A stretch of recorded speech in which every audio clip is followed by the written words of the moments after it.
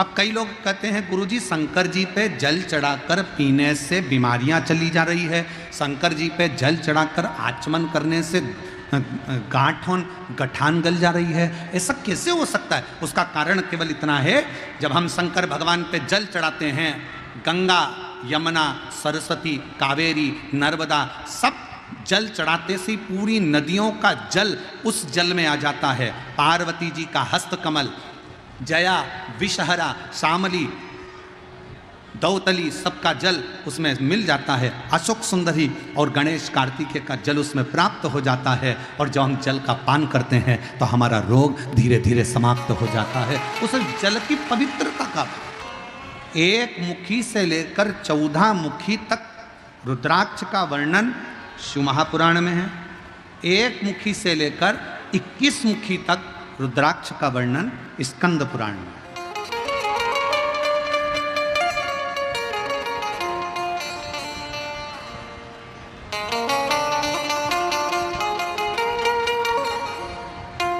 अब उस रुद्राक्ष में ऐसा क्या है?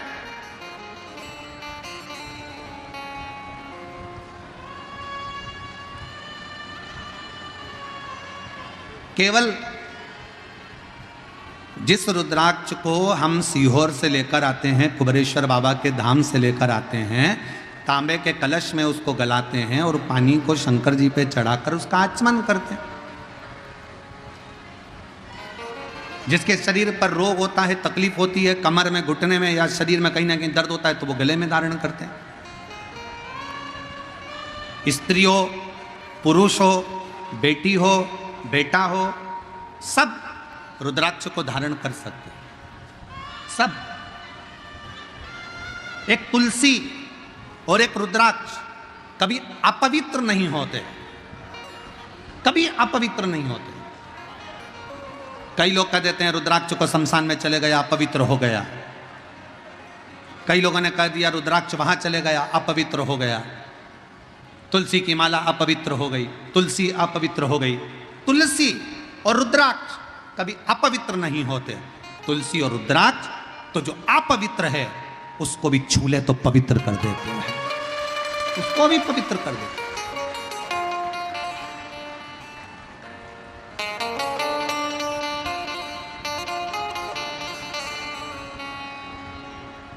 सीहोर में जिस रुद्राक्ष को आप लोग लेकर आते हो, वहां से झोली पसार कर, मांग कर, कंकर शंकर की भूमि पर पहुंचकर रात्रि विश्राम कर कर सुबह बाबा से जल चढ़ाकर प्रार्थना कर कर रोग मुक्ति के लिए लोग, शरीर कष्ट से निवारण के लिए लोग रुद्राक्ष लेकर आते हैं। रुद्राक्ष, कई लोग कहते हैं गुरुजी रुद्राक्ष तो नेपाल में भी बहुत है, काशी में भी बहुत है, सारी दुनिया में रुद्राक्ष है, पर सीहोर का रुद्राक्ष ही इतना बल क्यों रखता है, इतना प्रबल क्यों होता है? हम कहेंगे सीहोर का रुद्राक्ष आपको जो दिया जाता है उसको गंडकी रुद्राक्ष कहता है। जब बाबा धाम में वो पहुंचता है, कुबेरेश्वर धाम में, उस रुद्राक्ष के एक मुखी से लेकर 21 मुखी तक जो मंत्र शिव महापुराण की कथा में, स्कंद पुराण में जो वर्णन किए जाते हैं, उन मंत्रों के द्वारा उन रुद्राक्षों को शिवरात्रि के समय पर जो रुद्राक्ष महोत्सव होता है उस समय पर उसको बाबा के उन मंत्रों को अभिजीत कराया जाता है, अभिमंत्रित किया जाता है। और फिर उन रुद्राक्ष को कहीं अभिमंत्रित करने की जरूरत नहीं पड़ती, सीधे आपने कुबेरेश्वर धाम से लेकर निकले और वहीं से आप उसका प्रयोग करना प्रारंभ कर सकते हो, वहीं से उसको धारण कर सकते, करना चाहिए। 2 बार भगवान ने नेत्र बंद करे, 1 बार बंद करे भगवान ने नेत्र तो रुद्राक्ष उत्पन्न हुआ, दूसरी बार भगवान ने नेत्र बंद करे तो अंधकासुर उत्पन्न हुआ। अंधकासुर जैसे ही जन्मा, अंधकासुर जैसे ही पैदा हुआ, अंधकासुर को गोदी में लिया और अंधकासुर को गोदी में लेकर माँ पार्वती जी ने उसको गोदी में लेकर कहा कि ये मेरा पुत्र है, ये मेरा पुत्र है। और शंभु शरणे पड़ी मांगू घड़ी रे दुख का दया करीने दर्शन ओ शंभु शर मांगू घड़ी दुख का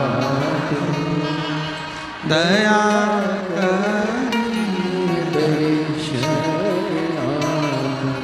पार्वती जी गोदी में लेकर उसको एक पुत्र का भाव देने लगे। पार्वती जी ने उसको गोदी में लिया और अपना बेटा मानने लगे। और शिव जी कह रहे हैं पार्वती सुनो, इस अंधकासुर को समुद्र में डाल दो, फेंक दो इसको समुद्र के अंदर। पार्वती जी बोली प्रभु आपके नेत्र बंद करने से रुद्राक्ष का पौधा उत्पन्न हुआ, रुद्राक्ष उत्पन्न हुआ, उसको तुमने अपने गले में धारण कर लिया। रुद्राक्ष का पौधा उत्पन्न हुआ, रुद्राक्ष उत्पन्न हुआ तो तुमने उसको अपने गले में धारण कर लिया। और नेत्र बंद करने से जो अंधकासुर उत्पन्न हुआ उसको समुद्र में फेंकने की बात करते हो, समुद्र में डालने की बात करते हो। ये कहां की रीति है? शिव जी कह रहे हैं पार्वती सुन, इस रुद्राक्ष को जिसको मैंने प्रकट किया कलयुग में, कलिकाल में, जिस रुद्राक्ष को मैंने नेत्र बंद कर कर खुद ने प्रकट करा, इस अंधकासुर को मैंने प्रकट नहीं किया। ये अंधकासुर तो तुमने आंखों पर हाथ रखा, नेत्र मेरे बंद करे, अपने हाथों से जब तुमने नेत्र बंद करे तब जाकर जो बालक प्रकटा वो अंधकासुर हुआ। इसको मैंने प्रकट नहीं करा है। जब किसी व्यक्ति के नेत्र दबाए जाते हैं तो उसमें से आंसू निकलना प्रारंभ हो जाते हैं। बहुत देर तक नेत्र को जब दबा कर रखोगे, बहुत तेज दबाओगे तो आंख में से आंसू निकलेगा। वो आंसू आंखों से रोया हुआ आंसू नहीं है, वो आंसू आंखों से खुशी का आंसू नहीं है, वो आंसू तो उसको कष्ट मिला तो निकला। भगवान शंकर कहते हैं मैंने रुद्राक्ष को स्वयं अपने अश्रु से, खुशी के अश्रु से, प्रेम के अश्रु से अपना पुत्र मानकर उसको प्रकट किया है, जो जनमानस का कल्याण करेगा, जो पूरे जगत का, पूरे जनमानस का कल्याण करेगा, पूरे जगत का कल्याण करेगा। वासु पूरे जगत का कल्याण करने वाला है। वह रुद्राक्ष पूरे जगत का कल्याण करने वाला है। और ये अंधकासुर जो पैदा हुआ है, ये अंधकासुर जगत का कल्याण नहीं करेगा, जगत को कष्ट देगा। और केवल जगत को कष्ट नहीं देगा, अपने माँ बाप को भी कष्ट देगा।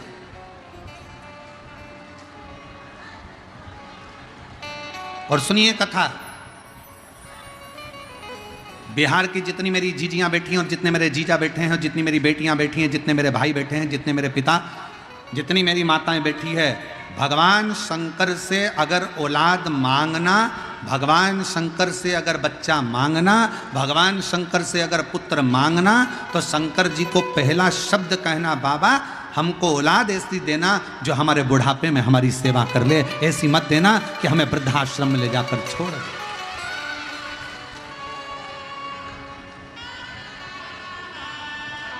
ऐसी औलाद नहीं चाहिए।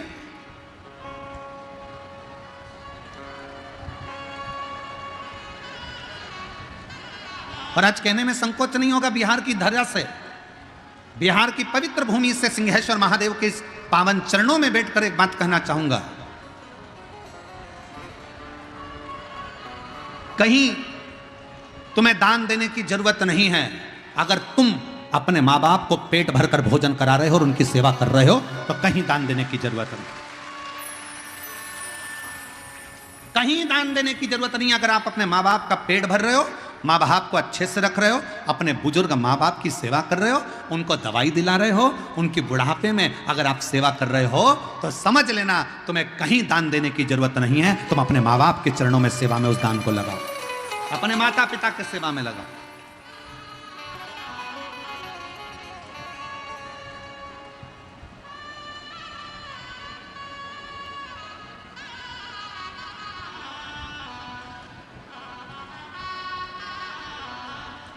पहले भारत की भूमि पर गौशालाएं थी क्या? जम के बोलो। पहले भारत की भूमि पर गौशाला नहीं होती थी। घर घर में गाय होती थी, घर घर में गौ माता की सेवा होती थी, घर घर में गौ माता का पूजन होता था, घर घर में गौ माता की सेवा होती थी। गौशाला की जरूरत नहीं पड़ती थी। गौशाला बनी, ये भारत की भूमि पर श्रेष्ठता नहीं है, वो तो दुनिया के लोगों ने इस गौ माता को ठुकरा दिया। तो फिर गौ माता के लिए संतों ने, साधुओं ने, गुरुजनों ने, तपस्वियों ने गौशालाओं का निर्माण किया, तब निर्माण।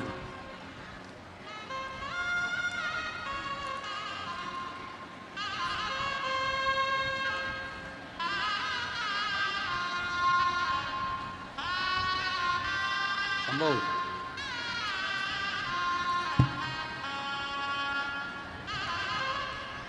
शंभो। एक बार जोरदार ताली बजाकर स्वागत करें। बहुत सालों के बाद संतान का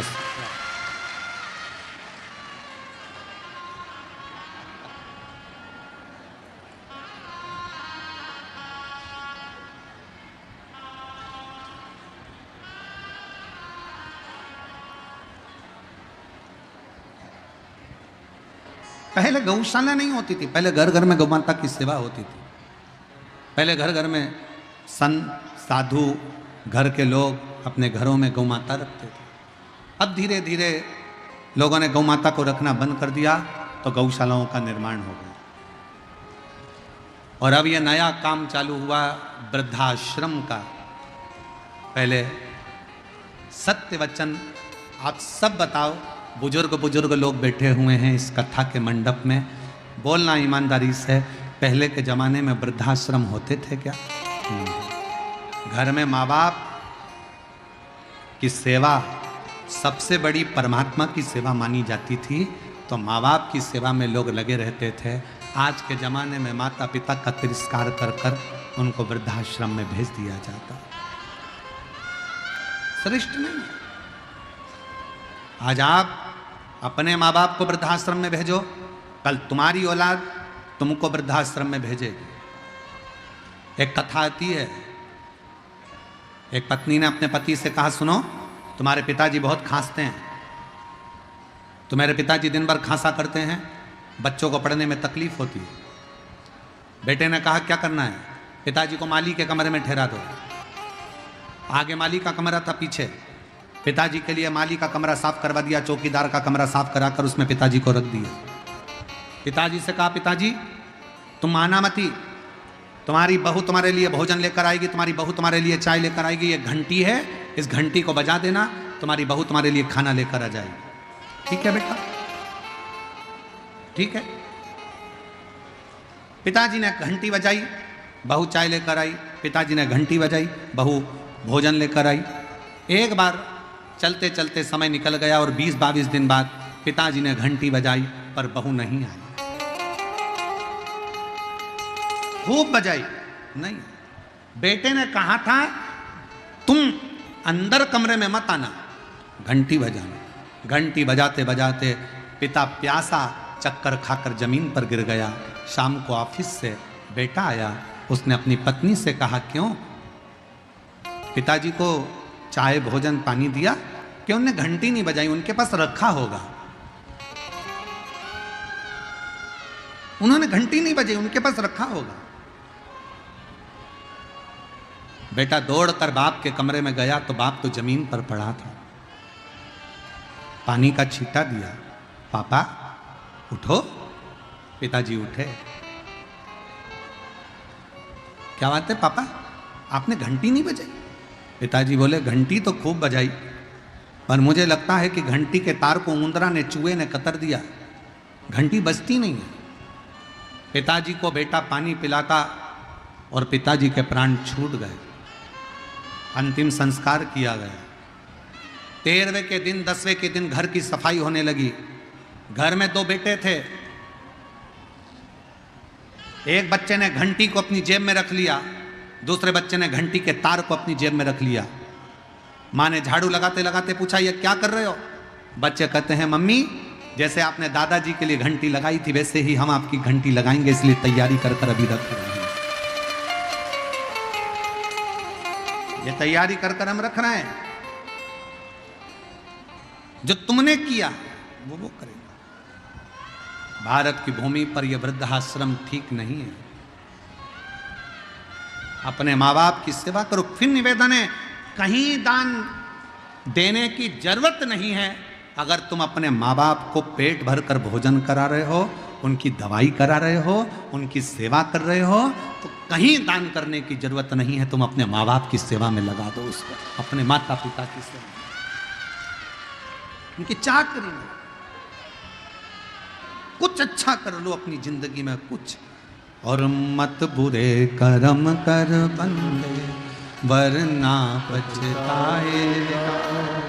भगवान की आंखों से तू बच नहीं पाएगा, तू बच नहीं पाएगा। अरे ओ अज्ञानी मत करना दानी, अरे ओ अज्ञानी मत करना दानी। तेरे कर्म का फल भी तू ही पाएगा, जैसा किया तूने तेरे आगे आएगा। मत बुरे कर्म कर बंदे, वरना पछताएगा। भगवान की आंखों से तू बच नहीं पाएगा, तू बच नहीं पाएगा। अरे ओ अज्ञानी मत करना। शिव जी कह रहे हैं, पार्वती ऐसा पुत्र नहीं चाहिए जो संसार को कष्ट दे, ऐसा पुत्र नहीं चाहिए जो माँ बाप को कष्ट दे। भगवान से अगर संतान मांगना, भगवान से अगर औलाद मांगना तो कहकर मांगना, भगवान ऐसी संतान देना जो हमारे बुढ़ापे में हमारी सेवा करे और संसार में आकर कुछ अच्छा कर्म कर कर अपने जीवन को आनंदित करे, श्रेष्ठ कर्म।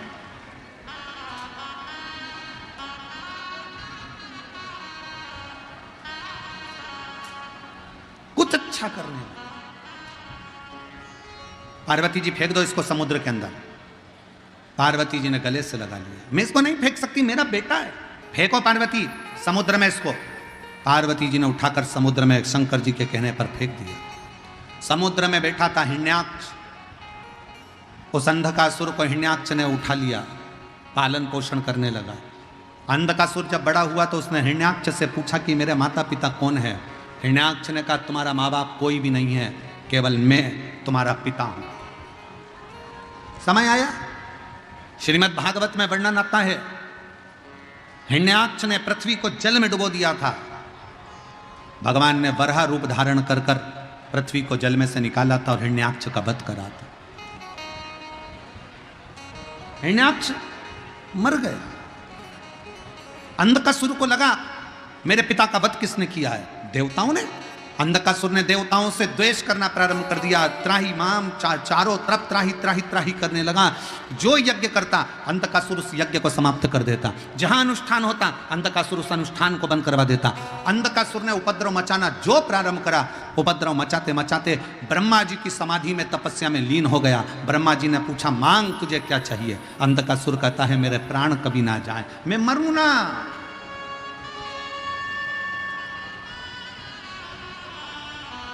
और ये आज की रीत नहीं है, पुराने समय से रीत चली आ रही। कोई मरना ही नहीं चाहता।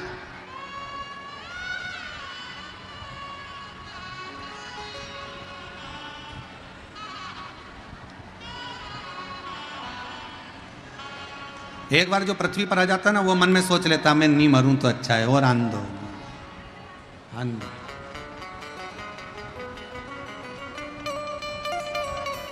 शिव महापुराण की कथा कहती है, पैसे से ज्यादा प्रेम को जोड़ने का प्रयास करना। पैसे जोड़ के रखते हैं और गवर्नमेंट कभी भी बदल देती है नोट चेंज, पर प्रेम जोड़ कर रखोगे तो वो कभी नहीं बदलेगा, वो अंतिम समय तक काम आएगा, उसमें बदलाव नहीं आएगा। प्रेम जोड़िए, प्रेम। और बड़े बड़े नोट की तरह नहीं, चिल्लर की तरह जिंदगी जियो।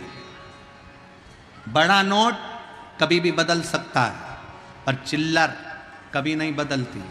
बड़ा नोट जेब में किसी किसी के होता है, पर चिल्लर सब्जी वाले से लेकर कबाड़े वाले तक, कबाड़े वाले से लेकर सोने चांदी वाले तक, सोने चांदी वाले से लेकर हीरे पन्ने वाले तक के पास में चिल्लर होती है। अपनी वैल्यू ऐसी बनाओ चिल्लर जैसी, जो तुम्हारे बिना किसी का काम ना चले और तुम्हें पहले आगे लिया जाए, बड़े नोट की तरह नहीं।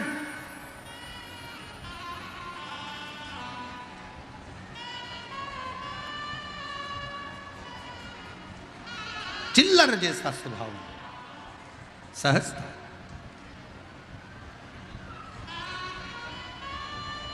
अंधकासुर ने तब किया, ब्रह्मा जी से वर मांग रहे हैं, मैं मरूं ना, मरना तो पड़ेगा, कितना ही प्रयास करो, कितनी भी बादाम खा लो तो भी मरोगे, एसी के कमरे में सो लो तो भी मरोगे, डनलप के गद्दे पे सोओगे तो भी मरोगे, गुलाब जामुनी मरती, जलेबी भजिया पकोड़ा जो तुम्हारी मर्जी पड़ जाए, लिट्टी चोखा तुम्हारी मर्जी पड़ जाए, कितना ही खा लो फिर भी मरना है। आलू के पराठे खा लो, चाहे गोभी के पराठे खा लो तो भी मरना है। कितना भी ब्यूटी पार्लर में सज लो तो भी मरना है, कितना भी अच्छा घूम लो तो भी मरना है। तो फिर जब मरना ही है तो रोके क्यों मरे? स्माइल देकर अपनी जिंदगी को खुश होकर जियो, फुल एंजॉय कर।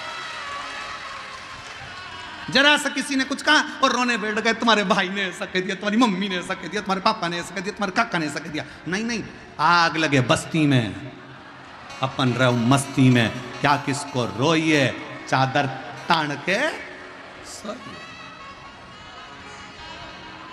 कहा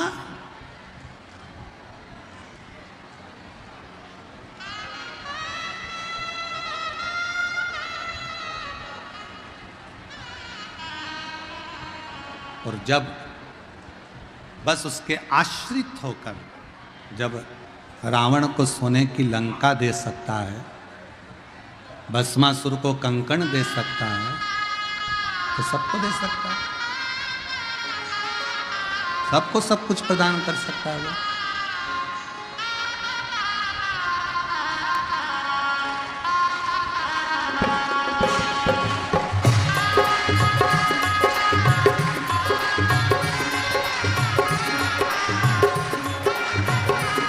बड़े भाव से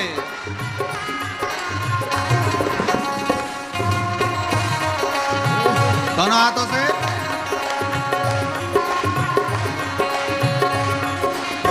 रावण को बाबा तूने लंका दिया है, रावण को बाबा तूने लंका दिया है, रावण को बाबा तूने लंका दिया है, रावण को बाबा तूने लंका दिया है, भस्मासुर को तूने कंकण दिया है, भस्मासुर को तूने कंकण दिया है। देखो आज भीड़ इतनी है कि तुम नाच भी नहीं पाओगे, तो एक काम करो, वहीं यूं यूं यूं यूं हो जाओ।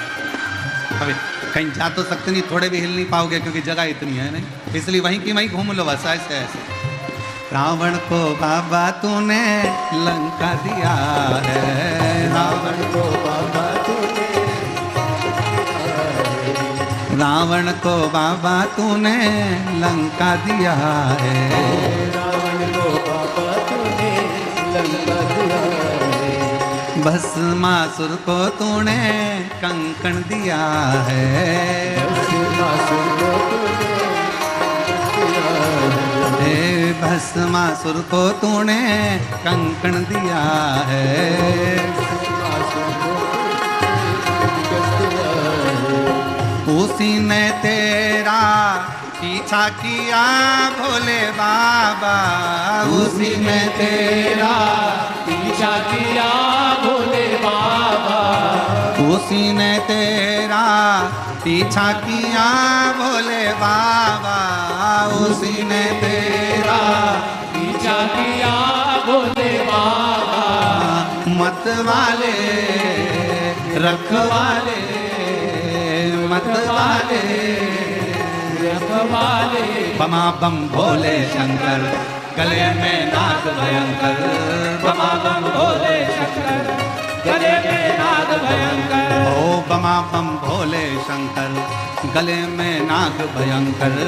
बमा बम भोले शंकर, गले में नाग भयंकर। विपदा हमारी हर लो त्रिपुरारी भोले बाबा। विपदा हमारी हर लो त्रिपुरारी भोले बाबा।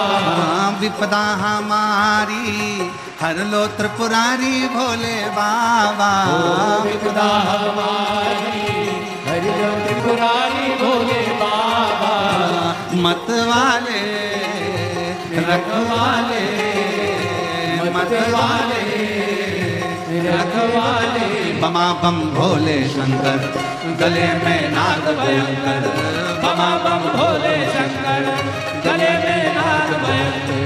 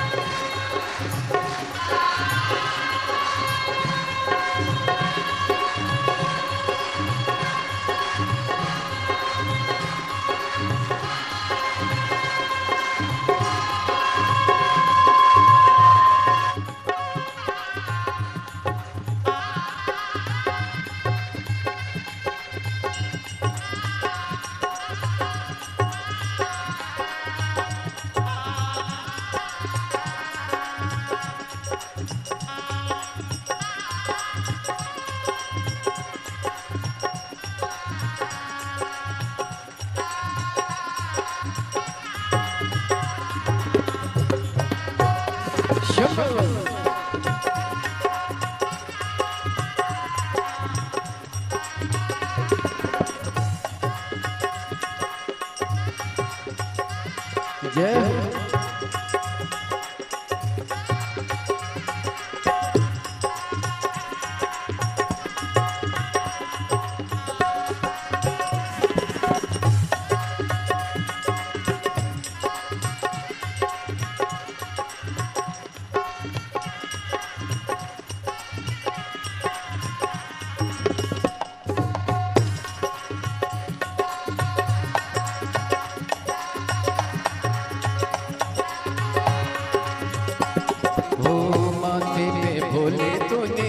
चंदा सजाया, माथे में भोले तूने चंदा सजाया। कानों में भोले तूने कुंडल सजाया, कानों में भोले तूने कुंडल सजाया। शीशे गंगा की धारे लिए भोले बाबा, शीशे गंगा की धारे लिए भोले बाबा। मतवाले रखवाले, मतवाले रखवाले। बमा बम भोले शंकर, गले में नाग भयंकर। बमा बम भोले शंकर, गले में नाग भयंकर। विपदा हमारी हरि लो त्रिपुरारी भोले बाबा। विपदा हमारी हरि लो त्रिपुरारी भोले बाबा। मतवाले रखवाले, मतवाले रखवाले। बमा बम भोले शंकर, गले में नाग भयंकर। बमा बम भोले शंकर, गले में नाग भयंकर। बमा बम भोले शंकर, गले में नाग भयंकर।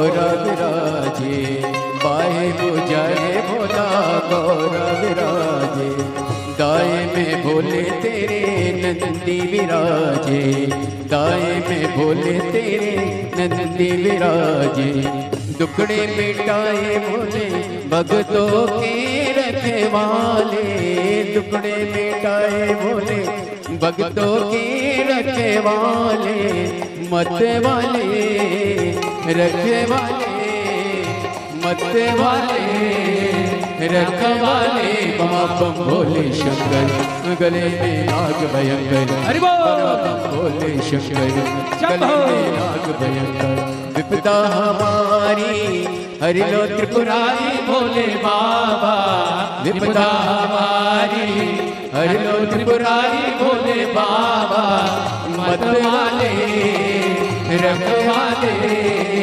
मत वाले रखवाले, बमा बम भोले शंकर, गले में नाग भयंकर, बमा बम भोले शंकर, गले में नाग भयंकर।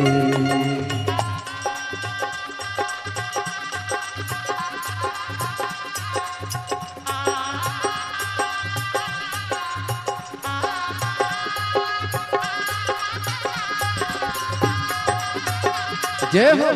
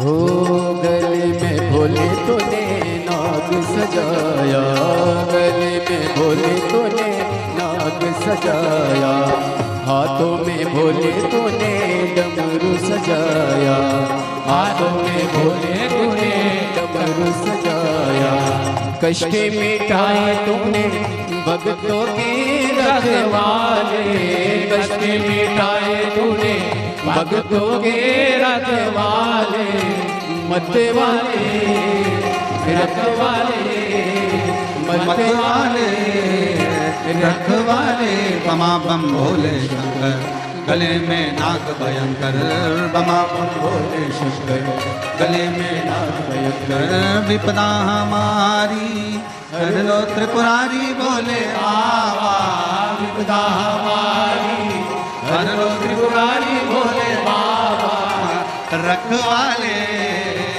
मत वाले रखवाले, रखवाले, बमा बम भोले शंकर, गले में नाग भयंकर, बमा बम भोले शंकर, गले में नाग भयंकर, बमा बम भोले शंकर, गले में नाग भयंकर, बमा बम भोले शंकर, गले में नाग भयंकर, बमा बम भोले शंकर, गले में नाग भयंकर।